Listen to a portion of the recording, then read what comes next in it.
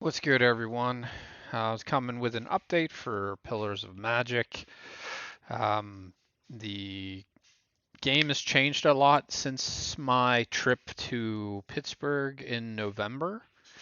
Kept trying to evolve it as a card game more in the Magic the Gathering style genre. And I just never felt like anything was unique enough about the build of the game. So I started taking time working on some other projects again, and then also taking about once a month, I just give myself like a burnout day or two instead of focusing heavily on Warp Drive and any other projects. I kind of just take a couple days to focus on anything outside of what I'm working on that's creative so I can think about potential ways I could think about like improving another game or specifically like a mechanic in a game. And I started thinking about a project I came up with a theme for, but it never had like a game mechanic, anything like that. But it was based around like a D&D kind of thematic with um honeybees. It was called Honeytome instead of Honeycomb, and the queen bee was like a necromancer, and her name was Necta, and it was going to be a game basically where you as the bees had to go kill your actual queen to win essentially and restore your colony, and then you would crown a new queen essentially. And I never really worked on any part of the game beyond that. But I started thinking about that game just thematically with D&D, so I started thinking about game systems for D&D and like different ways that I could even maybe potentially make learning D&D for new players easier. And then I started thinking about the game that's going to be coming out, I believe, this year from the Critical Role team called Daggerheart, and they have this system in there that I liked. Where I can't remember the second part of it. One part of it is called Hope, and the other is something else. But basically, you would roll two dice that are the same sided, and they're two different colored dice. So one represents the Hope, and one represents the other one. And I believe the system is whatever one rolls highest is what you get for that turn. Like you get a value in either your hope or that other stat. And it was just like a small element of randomness that helped you though in a different way. And then I just started thinking about the honeytome game because it was obviously going to be in hexagon kind of shapes like you're looking at now for these cards. And then I started thinking about what my original hope for Pillars of Magic was going to be like a battle arena like you're in a coliseum essentially like gladiators and fighting. And I tried a couple different builds for the player board to kind of reflect that, but I kept focusing on a center line essentially on the game board more than the arena coliseum aspect. Um, and it felt okay, but it still, even though I added something to the card game genre, that unique part of my game genuinely didn't feel interesting enough that I could get to a point where I could have an audience who would want to buy the game and play the game potentially. So this is a long time ago now too. That's when I started thinking about, okay, I want to build a really big card game, which is what Pillars originally was intended to be, was a very big card game, but I should start working on something smaller. And then that's where Warp Drive came into play. And then Warp Drive took over most of the time for creative.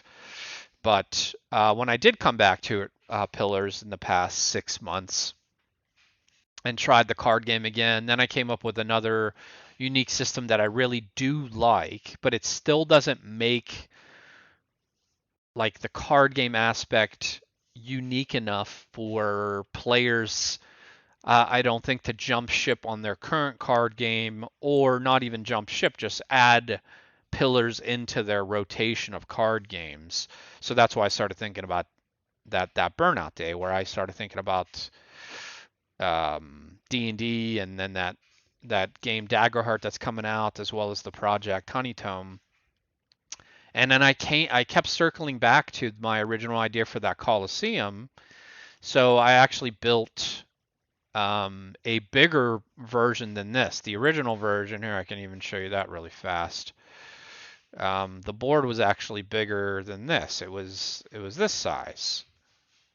So this is what the original board for this idea was, which is that it's a Coliseum where you fight, and it's a four-player game potentially. It's a 1v1 game mainly, but you could play the same exact rules with up to four players.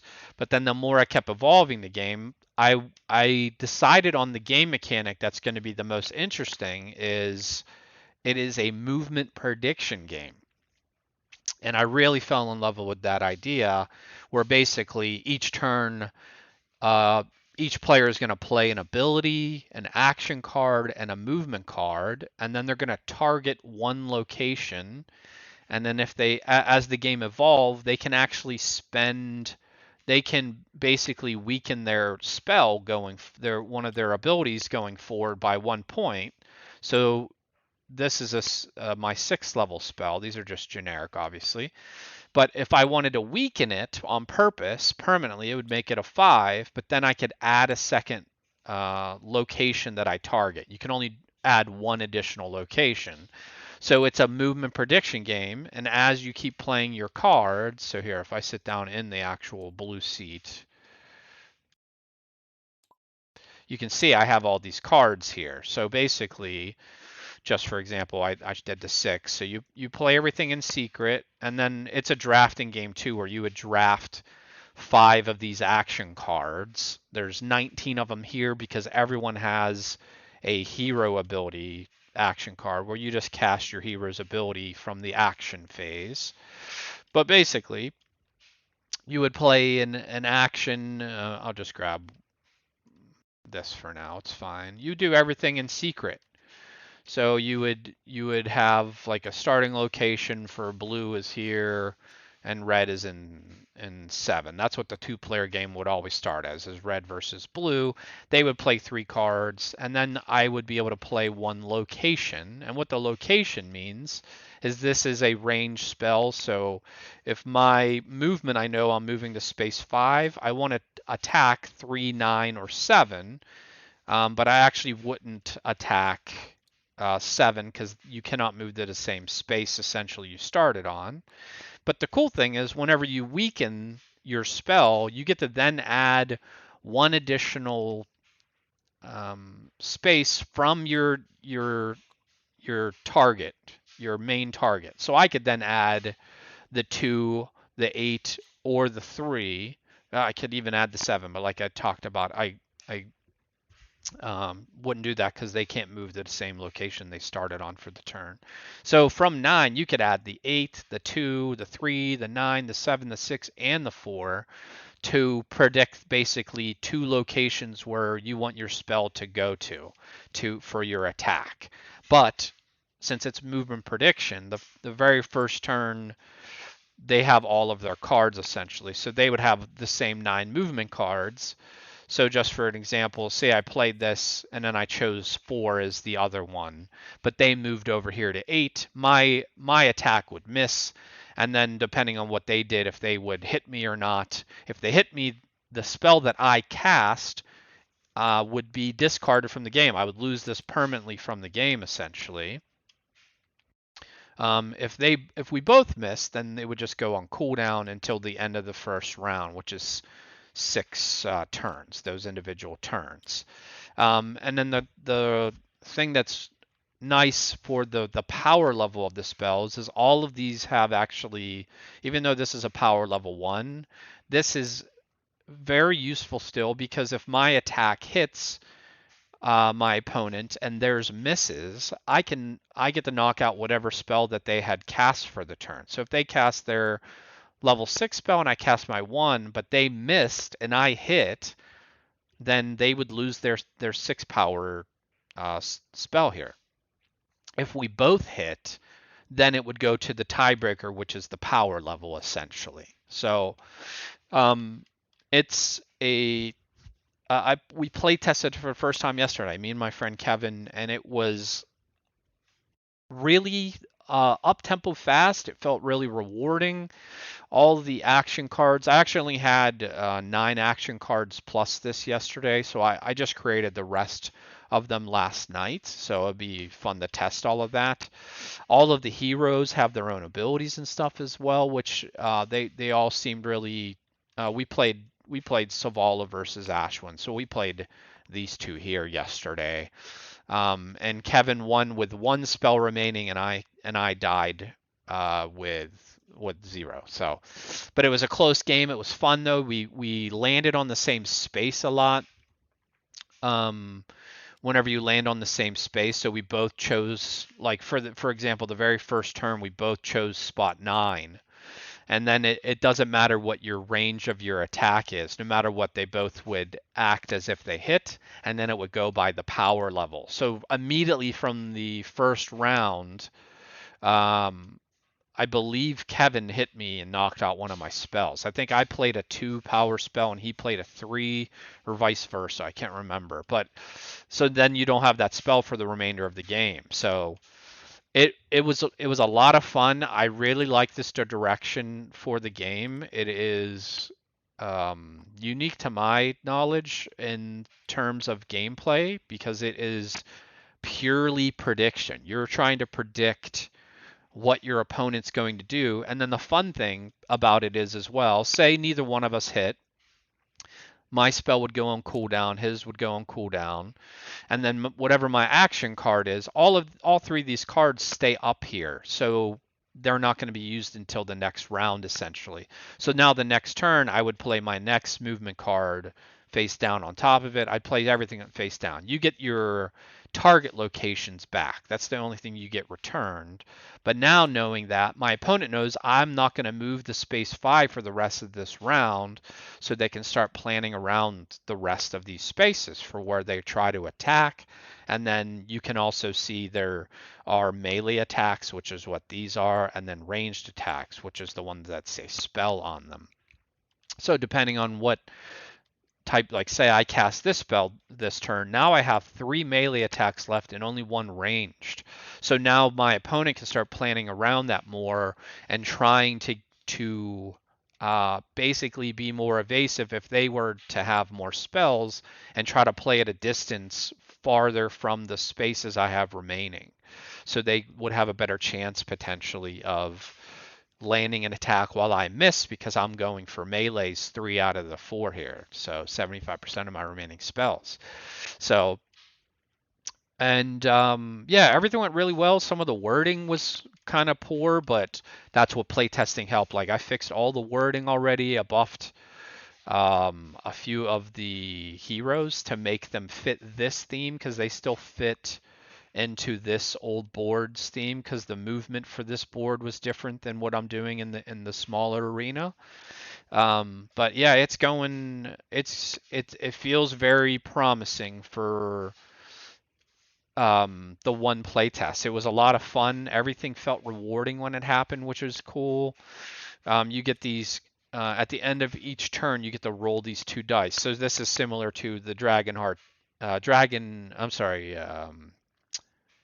Oh my lord, I forgot the name. Daggerheart mechanic where you roll these 2 dice, whichever one comes up higher.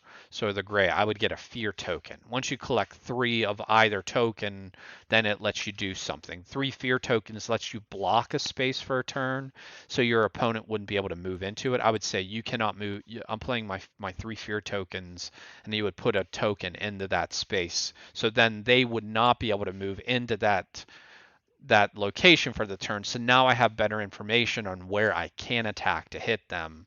And then whenever you collect 3 of the grit ones and use it, it would buff your spell. Instead of losing a power, you would actually gain a power. So this would be a 7-power spell if this was the case now.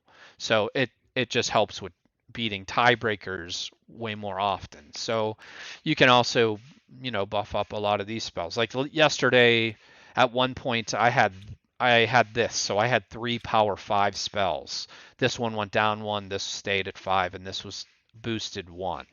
So the tiebreakers will happen, um, but it is really fun to see how, like, even the turns where you both miss but you're really close, like it's really kind of intense and fun.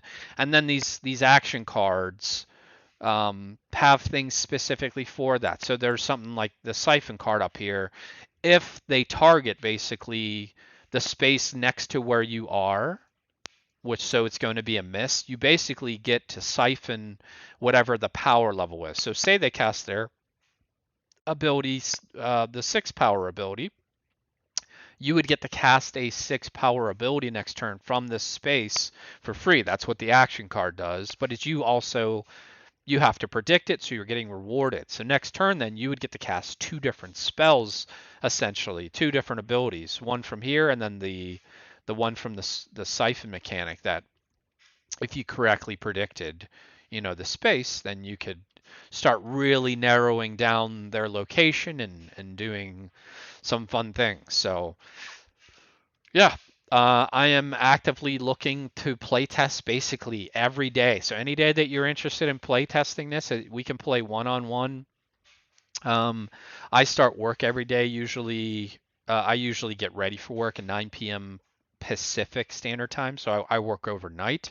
So anytime during the day, basically from noon till 9 p.m. Pacific Standard Time, most days I'm available. If you just hit me up, I'll more than happy to make time to play this. Just the first teach and play, it took uh, fairly long because we talked a little longer, I think, at the beginning of the game.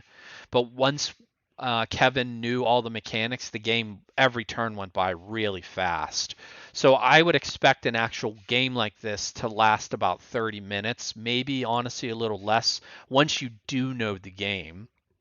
From a teaching aspect, the first time you play, maybe the first couple times you play, it's probably going to be closer to an hour, if not a little more than an hour. Because obviously you're reading all of what your cards you do and what you're trying to predict. So you're also, it's a memory game as well, where you're trying to remember what movements your opponents had played. You're looking at the spells they still have, their abilities they still have available to cast. So that same scenario I talked about, where they have 3 melee attacks and only 1 spell. So they're gonna try to get in close to you, um, more so than not.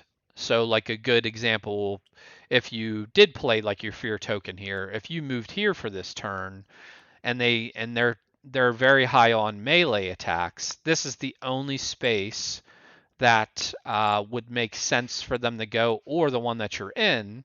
So you could even use this as a bluff, though, to kind of telegraph that you're planning on going to one of these 2 locations, but then you could go somewhere completely different. So you can try to attack the location. So if you like went to space 4 instead, and then you targeted 8 with a range spell, and you paid an extra, you weakened one of your spells again to add an extra space. You could attack 8 and 1.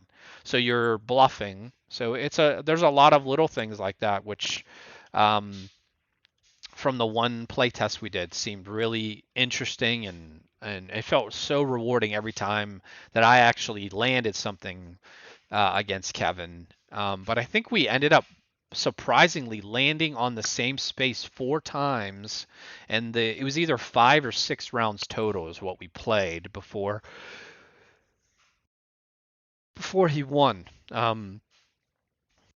But yeah, it was a lot of fun. I'm looking forward to playtesting this more and evolving it. Obviously, the actual abilities will evolve too, where they'll actually have some type of additional trait to their spell. Oh, that's another thing I didn't mention. On these actual spells, whenever we do get them to, well, even now, they don't have a power level on them. You get to place them wherever you want. So if you wanted to have your 3 strongest abilities be all melee, you could do that. You can do whatever configuration you want, basically. It's just 3 and 3 right now, but based on the heroes, that may change. Some of them may have 2 melee and 4 spells. Some may have 4 melee and 2 spells, and then some may be split like this.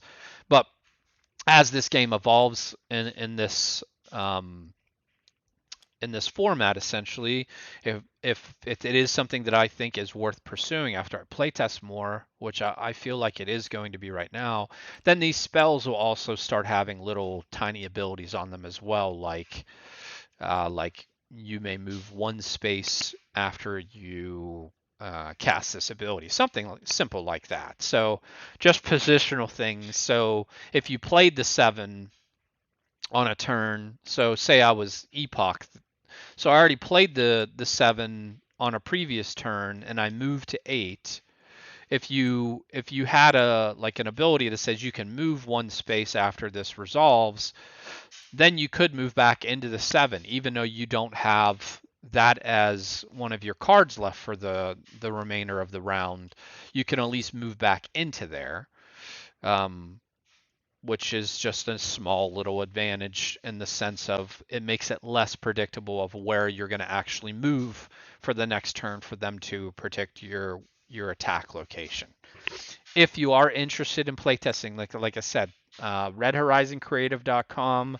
There's a little Discord link in there. I'll also leave the Discord link in the description here. Please come in, hit me up. You can see my name up here, Primo Victor, in the Discord. Um, yeah, anytime that you want to play or schedule to play, I have a schedule posted as well. Just go ahead and let me know. Cheers.